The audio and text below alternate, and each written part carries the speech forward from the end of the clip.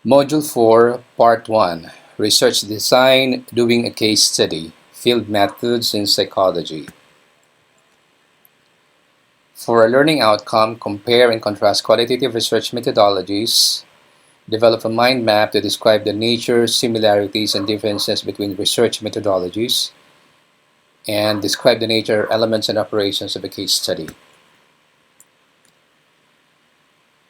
Right, research methodology. What is a research methodology? It is a structure that directs the process of collecting, analyzing, interpreting information. It controls the movement of research, it directs research to a specific position, it specifies the accuracy of approaches, it makes the procedure systematic, it makes the research believable, valid, and verifiable. Okay, so in short, ito yung isang struktura na ginagamit natin at ito yung nagiging lens natin kung paano natin hanapin ang datos, kung paano natin isi-shape ang data, kung paano natin i-analyze ang data. Alright? So, it is very important at the beginning na ma-identify natin, okay, side by side with the purpose, title, questions, goals ng study, yung ating methodology. Dahil ito yung mag-guide sa atin at magiging lens natin sa pag-approach o sa pag-treat ng mga data, ng mga datos. And methodology basically answers the following questions. What is the nature of data? What procedure? Kasi iba-iba rin yung ang nature ng data na gusto nating pag-aralan. Later on, we're going to look into that. So, anong procedure yung ating gagawin? Okay? Kasi iba-iba yung pwede maging procedure natin sa pag-approach ng qualitative research. Specifically in field research. How will I gather data? How will I present the data? How will I validate the data? Or how will I analyze the data? Alright, just for example, here you are as a researcher and you are working on a specific area or specific interest, a specific sampling, right? Or specific goals. But at the end of everything, we also have to clarify anong specific methodology ang gagamitin natin, anong approach ang gagawin natin sa paggawa ng qualitative research. So, these are the most popular approaches in working with qualitative research. Okay? Ito yung iba-ibang metodolohiya. The case study, the narrative, action research, phenomenology, ethnography, and grounded theory. For now, we will just be focusing on the case study. I would just like to remind you, I have given you an assignment, and this is part of your of midterm activity that you will have to develop a mind map, okay, explaining through a mind map the similarity, the differences among these methodologies, okay, and at this point I will just be focusing on the case study. Okay, so as you look into this one, so makikita natin na iba-iba pala yung pwedeng maging direksyon ng qualitative research. Okay? Pwede kang gumamit ng case study, pwede kang gumamit ng narrative approach, action research, phenomenology, ethnography, and grounded theory. Okay? But we are going to focus on case study. Why case study? Because this is the most basic and the most pinakamadali among the rest of the methods. Okay, the most in terms of my experience, ang pinakamahirap ay yung grounded theory. Ang pinakamabusisi rin is ethnography. Okay, and quite challenging is also phenomenology. But among the rest, I am more interested in working on case study, narrative, and action research, and partly grounded theory. So what is a case study? So a case study is an in-depth study of one setting. Okay, isang setting lang. Okay, just for example, you want to work on the challenges of the frontliner during the peak hours of their, let's say, of their service in the hospital. So isang area lang gusto mong pag-aralan. Okay? So it focuses on processes, interactions, and relationships. Okay? Holistically look at different dimensions rather than a particular. So basically, when you're doing research, it leads you to different parts of research, parts of the data. But when you're doing a case study, we are actually looking at the whole part on how the different parts are integrated. And the next one is uses multiple research methods. And later we are going to talk about the different methods that we can use in case study. Okay? It happens in natural and geographical setting. Okay? So when you're talking about geographical settings, ito yung lugar na pinangyayarihan ng isang karanasan, o isang case.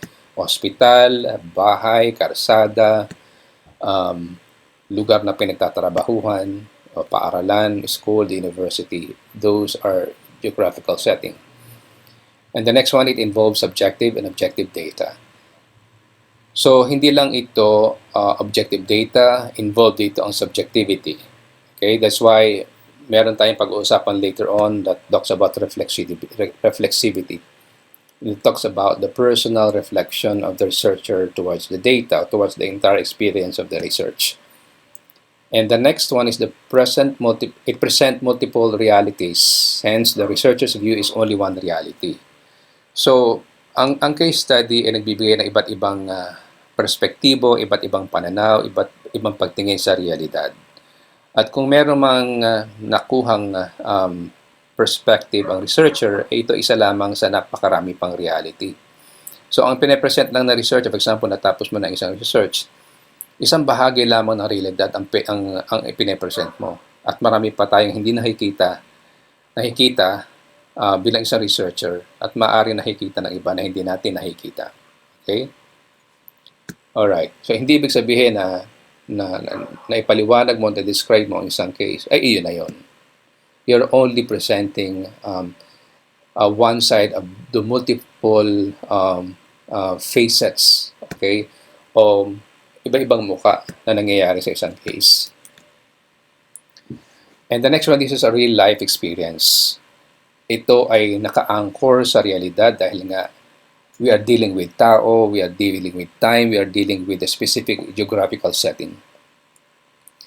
A case study may be individual or a group, an organization, a community, a country. Okay? So, pwede kang mag-research on individual, group, o ano pa man. But since we are working on a field study, so basically we will be working on a specific group of people. Okay? It provides a unique example of real people in a real situation. Okay, so sa makatotohanang pag-immerse sa buhay ng mga tao. Looking at concepts in an authentic situation with real people. Okay? Just for example, mga batang lansangan, those are authentic situation and authentic people. Okay? Many variables are operating in a case. Okay. So when we're working on a variable, so basically we anchor that specific variable on a specific case. Okay, and it has to operate. It has to function. A certain concept has to function on a real situation. It is holism rather than reductionism of events. I mentioned that already. So mas tinitingnan natin ang kabuuan ng nangyayari sa isang case rather than looking at it part by part. Okay? So, we are not disregarding the different parts of, just for example, the data, but at the same time, mas titingnan natin kung paano ito nakaka-contribute sa kabuuan ng pagkilala o pagkaintindi sa nangyayari sa isang case. It is concerned with the vivid and graphic description of event. So when we're talking about case, this is also about like a novel. Like kapag nagbabasa ka ng novel, ng isang isang storya o isang narrative, yung pagsusulat natin, dinadala natin, yung nagbabasa natin doon sa sitwasyon. Okay? mas nagiging graphic mas nararamdaman nung nagbabasa. Ganito pa yung nangyayari. Ganito pala yung nangyayari, for example, sa mga batang lansangan. Ano yung mga sitwasyon nila. Alright? That is why we have to be very, very creative also in terms of writing. Okay? Our narratives, our story about our case. It provides a chronological narrative of events. So, we're talking about the successive event because it's also about telling a story. When we're telling a story, we look at the interconnection at different parts of the story. The next one is the personality of the researchers involved. So when we are dealing with a specific interest in research, of course, kasama dyan ang ating pagkatao, kasama dyan ang pagkilala natin sa ating sarili, ang ating pagiging creative, ating pagiging critical. It highlights events relevant to the course. So, when we're talking about case study, meron tayong mas tinitingnan na kinakailangan i-emphasize, mas kinakailangan tutukan. It informs decision-making, policies, practice, and theory. So when we're doing a case study, it's not only about the case per se. It leads to something. So hindi lang natin siya dinidescribe ang isang realidad o isang case, but basically pinag-aaralan natin ito to contribute just, for example, a certain policies, a certain practice in the community, or theory. Okay. So just for example, this is an example of a case study. So a child's view of life in a dump site, a psychological exploratory case study. Okay. So isang kaso, for example, isang case ng mga bata na doon na pinanganak, doon na nabubuhay, doon na naghahanap ng ikinabubuhay. So gusto natin makita ano ang nangyayari sa buhay ng isang bata sa isang tapunan ng basura. Okay? There are different types of case study. Okay? There are exploratory. Basically, kapag wala ka pang masyadong idea sa isang fenomeno na gusto mong pag-aralan, so basically, this is a exploratory study. If you have heard of pilot studies na parang, okay, mag-explore muna tayo, then pag anong makuha natin sa exploration natin, then we develop that as a development from the pilot study that we have done. Okay, so when I did the Pintakasi community of research, it is basically exploratory. I started not knowing anything about the Pintakasi, but when I started exploring and mingling immersing in people's life, then I was able to find out something in the community processes happening in the community, which is Pintakasi. Okay. So the second one is descriptive. Ito yung madalas natin ginagawa. I think ito yung tawag dito. Ang karamihan sa inyo, ito yung gagawin. Okay, so this is descriptive. It's providing narrative accounts. So you are actually bringing in the story of the people. You're actually echoing you echo the life of people through stories that you're going to extract from people's life. The next one is the explanatory. In the explanatory case study, you're actually working on a specific theory. You work on a case pointing to a specific direction, which is basically about the theory. And specifically your case is proving or disproving a specific theory. And the fourth one is evaluative. This is about being able to explain a specific construct, a specific concept. So you're using this case to expound a specific belief, to expound a specific, let's say, a specific experience. Okay. So mas ipinapalawak mo, you're trying to prove that by doing the case study, ay mas pinapaliwanag mo kung anong nangyayari sa isang karanasan, sa isang konsepto, sa isang teorya. Okay? That's why you're doing an evaluative. I remember I did an evaluation research with regard to spirituality. So this is a funded research. So I did it for I think 3 months. I did the data gathering for 1.5 months. I went to different parts of the Philippines, Luzon, Visayas, and Mindanao, working with NGO, non-government organization, dealing with poor children. Okay? So sa ating bansa, marami mga NGO engaging with poor children.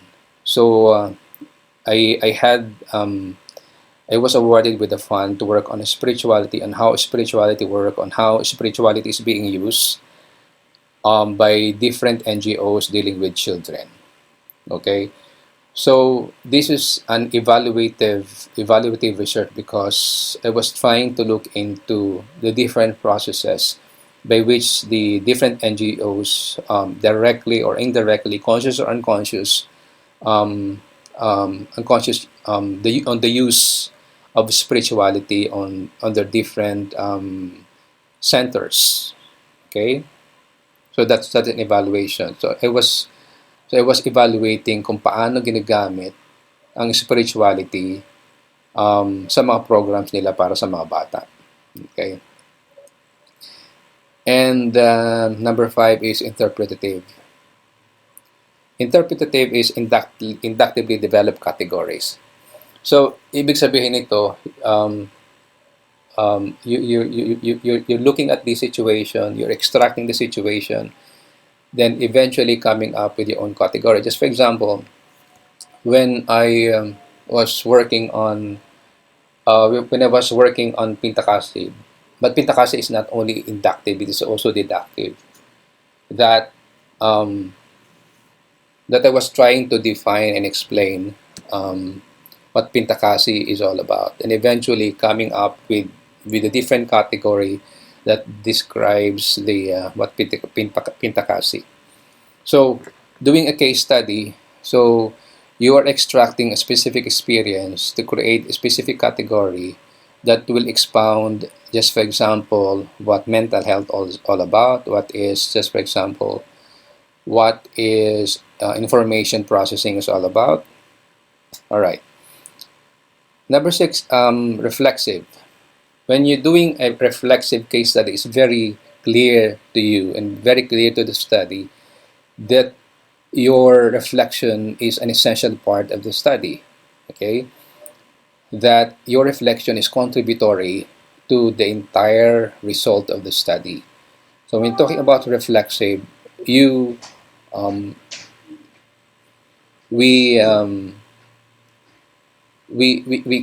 create a certain conditions with procedure process in terms of bringing in our personal reflection, okay, to describe our case. Later on, I'm going to explain this extensively, because when we're doing qualitative research, not only on a case study, very often we will be using reflexivity, okay, as a process in qualitative research. The 7 is longitudinal. Longitudinal is we want to see changes over a long period of time. Okay, basically when I did Pintakasi is kind of a longitudinal research because I tried to see the use of Pintakasi for different challenges being faced by the people. Because, for example, also when you are looking at for example, you're looking at the brain processes, neuropsychological processes being used in the school, is, for example, specifically on, let's say, grade 1 or preschool. So you would like to look into how the program can be very, very impactful in the neurological processes of children. Okay? So mas tinitingnan mo yung case study, mas tinitingnan ng pangmahabang duration Um, dahil mas gusto mong makita kung ano yung magiging impact ng pinag-aaralan mo doon sa mga samples mo. And number 8 is a cumulative case study. You're looking at the development of ideas over time. So this is very much similar also to longitudinal study because tinitingnan mo yung progresyo naman ng development ng idea. Okay? So for example, looking at Pintakasi, I was basically working with people for almost 2 years. So nakita ko yung progreso at yung iba-ibang elements na nakapaloob doon sa practice ng Pintakasi. Alright, and last but not the least, the collaborative. So working with others to gather multiple perspective.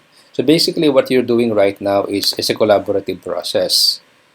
So hindi lang siya kinakailangan maging homogeneous yung inyong perspektibo, but at the same time also importante na ang bawat isa ay nakakapag-ambag sa kanilang pananaw sa nangyayari. At the same time, when you're doing collaborative research, you give also an opportunity for the validity and reliability of the study to take place.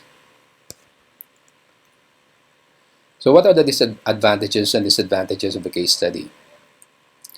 Advantages is first, it is connected to reality. Okay.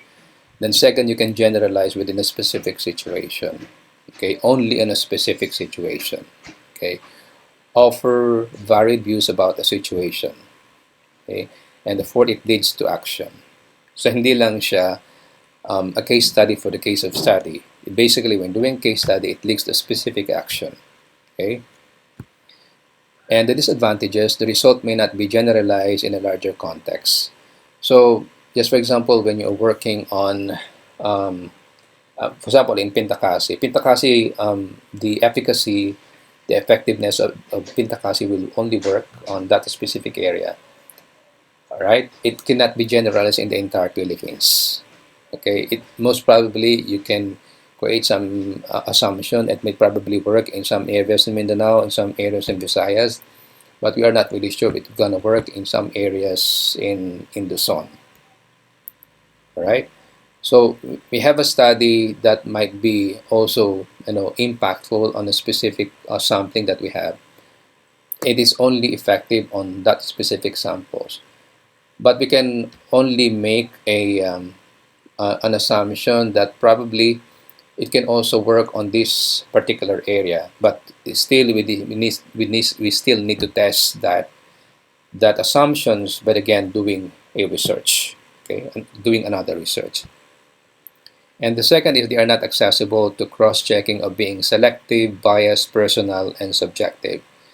That is why it is very important that later on, when we do the description and data gathering procedure and the description and the data analysis, we have to be very, very succinct and very clear about describing what we want to do, because this will reduce the aspect of the biases and subjectivity. Okay? Kasi nga, yung mga tao walang access doon sa nangyayari. Unlike when we are doing the quantitative, dahil very specific yung datos eh. Okay? Very, very, it is quantifiable.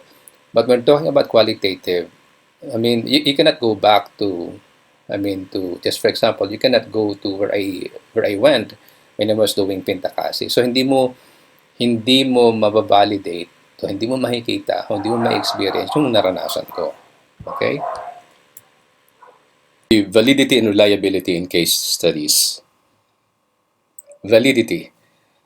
There are different kinds of validity that we have to consider in doing qualitative research, specifically case study. The first is the construct of validity. You needed to have a clear and acceptable definition of concept, terms, and operation. As you can see, when you look into your title, you have different terms, you have different concepts that you use. Make sure that you define your terms, the variables that you use clearly. Okay. So define its operations, define that according to specific literature that you use. So it means as a new researcher, you just don't define the concept on your own. You have to refer to a specific resource to define, reliable resource to define your concept. Okay. The second is internal validity. When you look into internal validity, basically we're looking to the transparency of data based on evidence.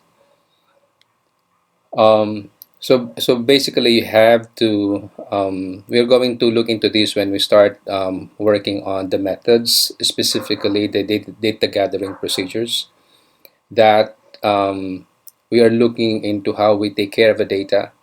Because the moment somebody look into our data, we have something to present. Okay. And basically our data is really coming from a realistic data gathering procedure. The third is external validity. It is the clarity of, you have to clarify the context, theory, psychological domains to which the generalization can be made. All right. So when we are looking our data, when we're looking our results, when we're looking at our evidence, make sure it's really coming from the real context. It is very much grounded and supported by specific theory, by a specific psychological domain. Okay? So hindi lang tayo basta-basta gumagamit ng tawag dito, ng mga konsepto. Hindi lang natin binibuild ang data, ang resulta na walang batayan. And basically, as a new researcher, we go back to the literature, we go back to the theory, to the popular theories that we have. And the fourth is the concurrent validity. When we use concurrent validity, when we explore this one, we are basically working on the multiple resources to support our evidence. And again, we're going to look into this when we start working on the analysis of data. So it is not only about one source. We needed to have other sources to support our evidence. It is not only about the data that we get. It is not only about our own reflection. It should be supported by other resources, specifically the theories, specifically the literature that we get. And the last one is the ecological validity. So we have to be faithful to the features of the context in which the study is located.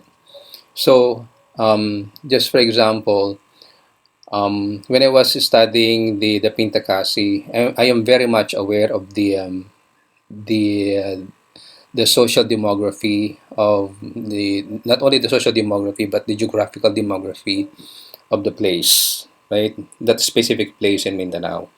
So when I talked about a specific situation, when I talk about the data, I always connect that with what is happening in the field, and what is happening in the actual space of research.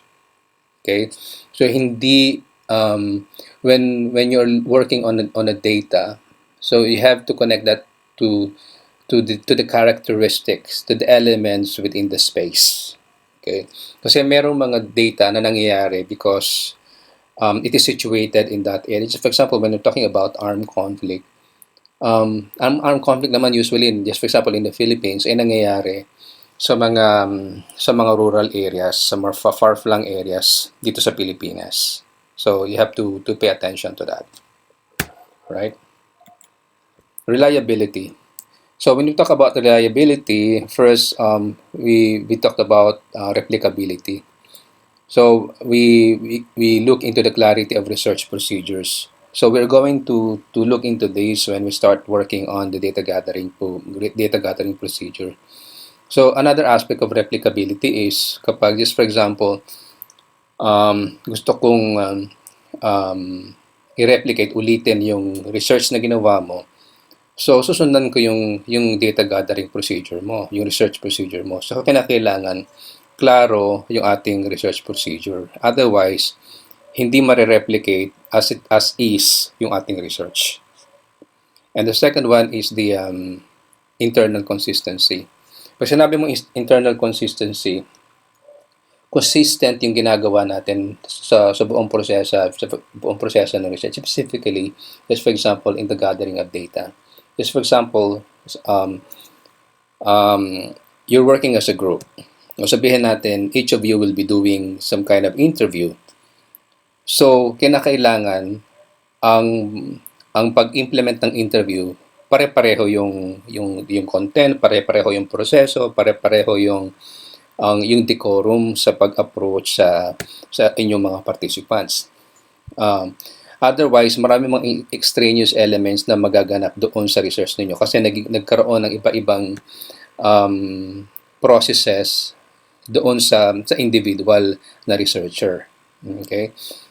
Just for example, even ikaw lang mag-isa ang nag-interview, so kinakailangan very consistent din yung approach mo sa bawat participant.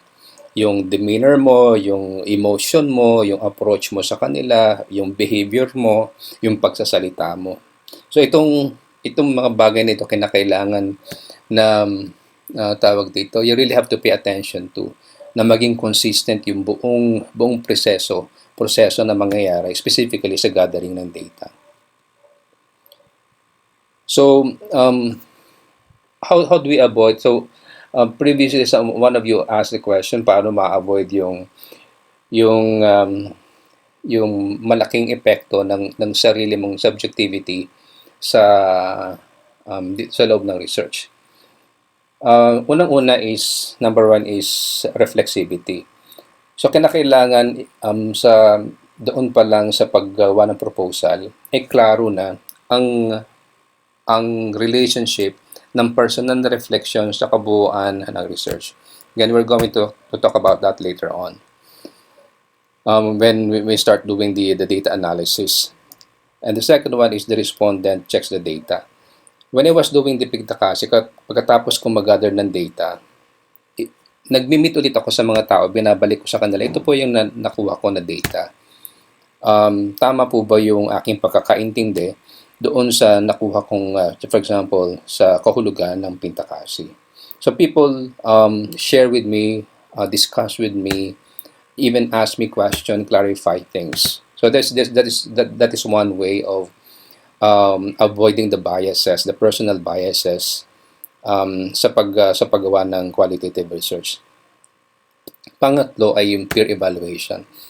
Ang peer evaluation ay pwedeng mangyari within the group. So for example, you're working as a group collectively on a group research. So kayong bawat isa ay pwedeng mag-check and balance doon sa nangyayari sa proseso. On the other hand, also pwede rin mangyari na you ask for example another group na i-check yung nangyayari doon sa ginagawa niyong research. Okay, pang-apat, this is quite related also to number 3. And check by external reviewers. Yes, for example, when I was doing my masters, I created a kind of Filipino counseling process I called Banay Tigum Family Gathering. So nag-develop ako ng isang counseling process.